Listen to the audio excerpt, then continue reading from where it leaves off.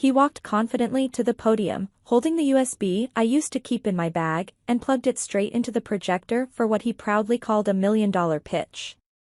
The first slide appeared. A few polite chuckles. The second slide. Silence. The third slide wasn't corporate.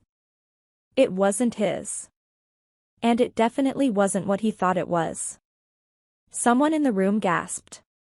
The CEO's hand tightened around the edge of the table. And me? I sat in the very back row, perfectly still, smiling for the first time in months. My name is Lauren Mitchell. And I've been bleeding data for this company for 11 years.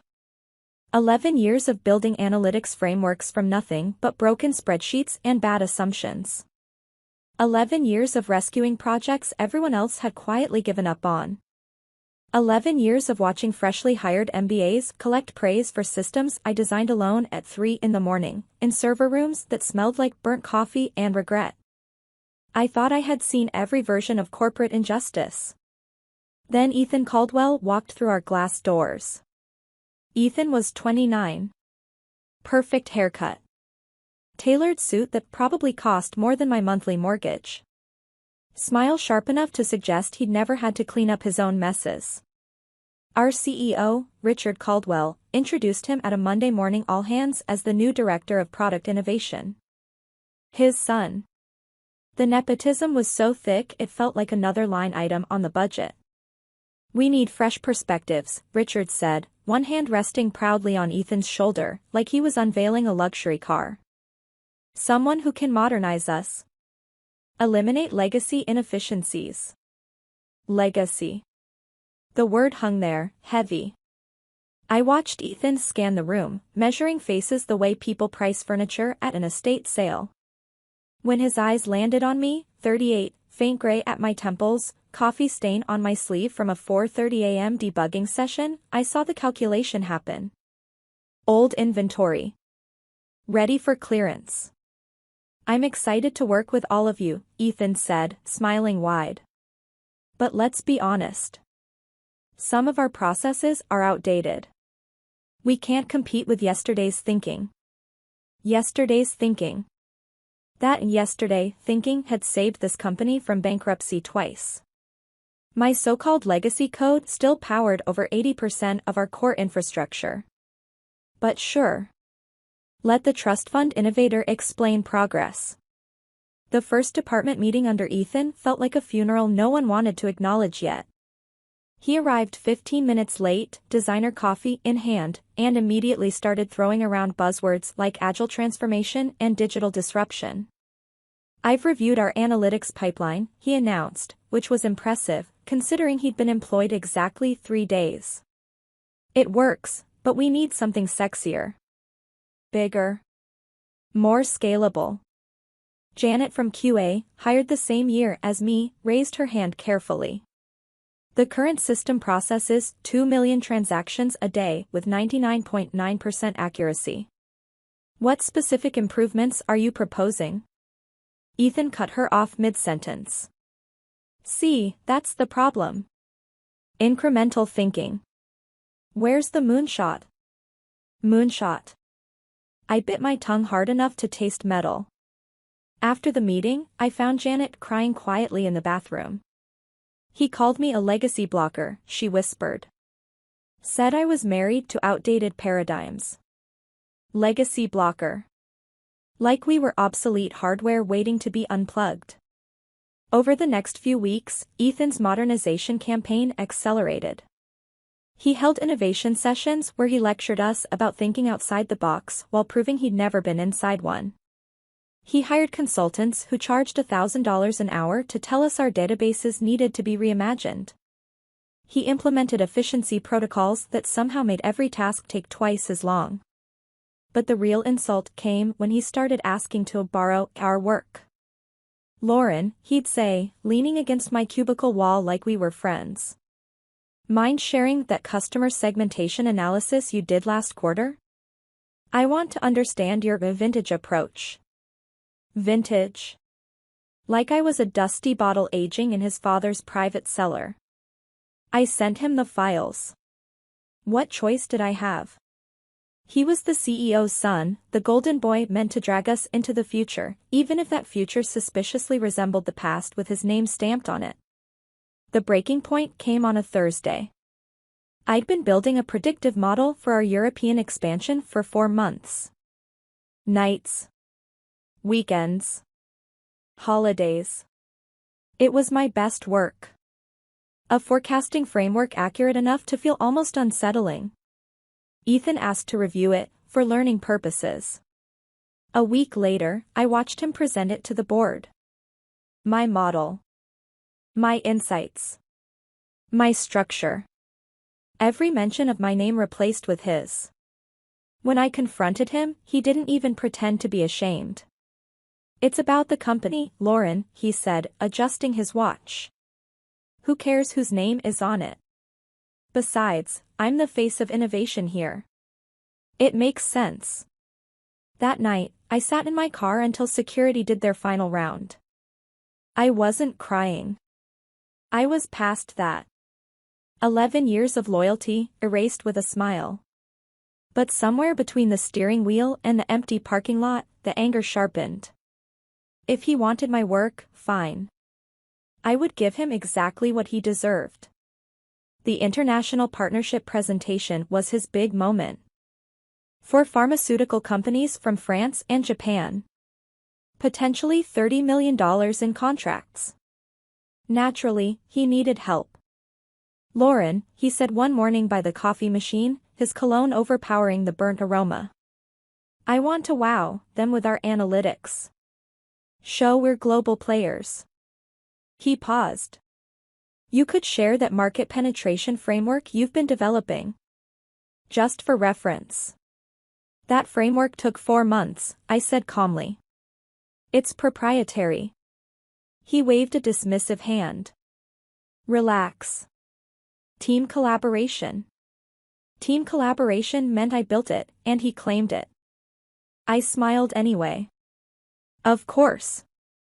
I'll send it this afternoon. That night, I stayed late. No one noticed. They never did. I opened the framework, made a copy, and began preparing for something else entirely. Over the next 2 weeks, I watched Ethan rehearse my slides aloud, practicing confidence he hadn't earned. 3 days before the presentation, he called me into his corner office. Since I'm presenting, he said, it makes sense to list me as primary author. You'll be credited as part of the analytics team. Not even my name. Just absorbed into the background. I understood perfectly. On Thursday night, I finished the final, correct version and sent it to him. Then I made one small change to a backup copy. Just enough. I saved it under a name I knew he'd trust. Final _ use _ this. Friday morning, he panicked. Lauren, I can't find my USB. I helped. Of course I did. 1 hour later, he walked into that conference room ready to claim my work as his breakthrough. And that's when the show truly began. Ethan stepped into the executive conference room like a man who believed the future had already forgiven him. The investors were seated, composed, unreadable behind polished expressions and expensive suits. Tablets rested on the table, ready to capture what he thought would be his defining moment. He plugged the USB into the projector, straightened his jacket, and smiled. Ladies and gentlemen, he began, what I'm about to show you isn't just data. It's the future of pharmaceutical intelligence. The first slide appeared. Clean. Professional. Company logo fading in just as it should. A few nods. Ethan relaxed. The second slide followed. Market overview. Industry trends. Still safe. He found his rhythm, pacing confidently, gesturing at projections he didn't fully understand. The third slide came up. The last one I'd left untouched. He was glowing now, drunk on borrowed brilliance. Then he clicked again. Slide 4 loaded slowly. A bar chart filled the screen. Title, Correlation between executive nepotism and company failure rates. 5-year data. Real numbers. Real sources. Entirely unexpected. Ethan froze mid-sentence. Someone cleared their throat. The CEO shifted uncomfortably. This isn't," Ethan stammered, clicking again. Slide 5. A case study on companies that collapsed after sidelining experienced employees in favor of unqualified leadership. One of the French investors leaned forward, suddenly very interested. "Continue," she said quietly. Ethan's hands trembled as he clicked again. Slide 6 appeared. A pie chart labeled time spent creating value versus time spent taking credit. Embedded screenshots of Ethan's calendar entries highlighted in red. The CEO stood halfway out of his chair. "Perhaps we should take a brief." "No," the French investor said calmly. "Please continue." Slide 7 bloomed across the screen in glorious Comic Sans. Why Legacy Employees Matter. Subtitle: Work created by Lauren Mitchell. Presented without permission. The room went cold. "I can explain," Ethan whispered. Then the music started. The screen exploded into motion. Dancing spreadsheets. Pivot tables spinning. Bar graphs doing something dangerously close to choreography. Loud, unapologetic saxophone filled the room. One of the Japanese investors laughed, sharp and involuntary. Then the music stopped. Black screen. White text. This framework was created by Lauren Mitchell. Full documentation and timestamps are available upon request. The silence afterward was violent. "Is this true?" the French investor asked, not looking at Ethan, but at his father. "Your director is presenting stolen work." "There's been a misunderstanding," the CEO began weakly. "We received documentation 3 days ago," another investor interrupted, lifting his tablet. "Complete development logs. Emails. Metadata. Security access records. All attributed to Ms. Mitchell." Ethan turned toward me, eyes wild. "She set me up." The investor tilted her head. "So you admit you took her work?" I stood slowly from the back row. "No drama. No rush. I have the correct presentation on my laptop," I said evenly. "If you'd like to see the actual framework, I'd be happy to present. Or we can reschedule with appropriate attribution." The CEO looked like he might collapse. "Yes," the Japanese investor said. "We'd prefer to hear from the person who actually built it." Ethan bolted for the door. His shoes squeaked against the marble floor as he fled. His father followed, shouting something about damage control. I walked to the front, connected my laptop, and opened the real presentation. "Ladies and gentlemen," I said, "steady now, this framework predicts regulatory entry windows with 94% accuracy. Let's begin." For the next 45 minutes, the room belonged to me. Every question had an answer. Every concern had data behind it. When I finished, the investors weren't dazzled. They were convinced. "We'll be in touch," the French investor said, standing. "Directly." An hour later, legal summoned me. HR sat stiffly beside the CEO. Ethan was slumped in a chair, pale, silent. "You sabotaged the presentation," the CEO snapped. "I sent the correct file," I replied calmly. "He chose which version to present." Legal slid a tablet across the table. "The metadata confirms Ms. Mitchell's version was accurate. The file Mr. Caldwell used originated from his own desktop." "You're fired," the CEO said, voice shaking. "For sabotage." "That would be retaliatory," legal corrected. "And unwise." HR cleared her throat. "The investors have requested a follow-up meeting. Specifically with Ms. Mitchell." The room shifted. The balance of power cracked. The next morning, the board convened an emergency meeting. Flights were booked. Video calls cancelled. This time, there was no applause when Ethan entered. "We need to address governance," the chairman said bluntly. "Mr. Caldwell, what qualifies you for your role?" Ethan had no answer. The silence stretched. "You're terminated effective immediately," the chairman said. "Security will escort you out." Then he turned to me. "What would it take for you to stay?"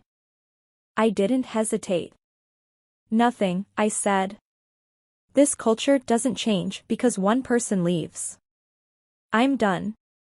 By noon, my inbox was full. Recruiters. Competitors. An offer from NextScore Analytics with a title that actually matched my work. By the end of the week, Ethan was under investigation for fraud. His father was placed on leave. The company's stock dropped 30%. 2 weeks later, it was being dismantled. 3 months after that, I stood on a stage in Geneva at a European Innovation Summit. "I'm Lauren Mitchell," I told the crowd, "and I once made spreadsheets dance to expose a lie." Laughter filled the room. Innovation isn't about age, or titles, or who your father is. It's about doing the work, owning it, and defending it. The standing ovation lasted longer than any applause I'd received in 11 years. Now, my name is on my work. My voice is heard. And I no longer need dancing spreadsheets to prove my worth. But if I ever do again, I know exactly where to hide them. Thank you for listening to my story. If you've ever had your work taken or your voice ignored, share your experience in the comments.